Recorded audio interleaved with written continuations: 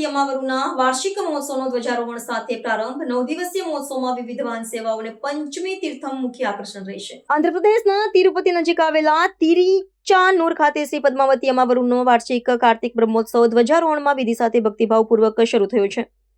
ભગવાન વેંકટેશ્વરના દિવ્ય પત્ની દેવી પદ્માવતીને સમર્પિત આ 9 દિવસીય ભવ્ય મહોત્સવ 25 નવેમ્બર સુધી ચાલશે, જેમાં હજારો શ્રદ્ધાળુઓ ભાગ લેવા માટે ઉમટી પડશે।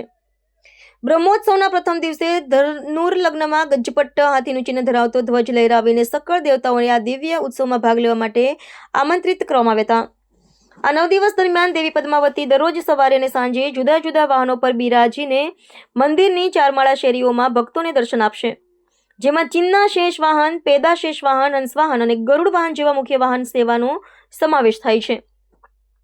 આ મહોત્સવના મુખ્ય આકર્ષણોમાં 22 નવેમ્બરે સ્વર્ણરથ, સોનેરી રથ અને ગરુડ વાહનમ, 24 નવેમ્બરે રથોત્સવમ, રથયાત્રા અને 25 નવેમ્બરે પંચમી તીર્થમ ચક્ર સ્નાનમનો સમાવેશ થાય છે, જેમાં લાખો ભક્તો પવિત્ર પદ્મ સરોવરમાં ડૂબકી લગાવશે।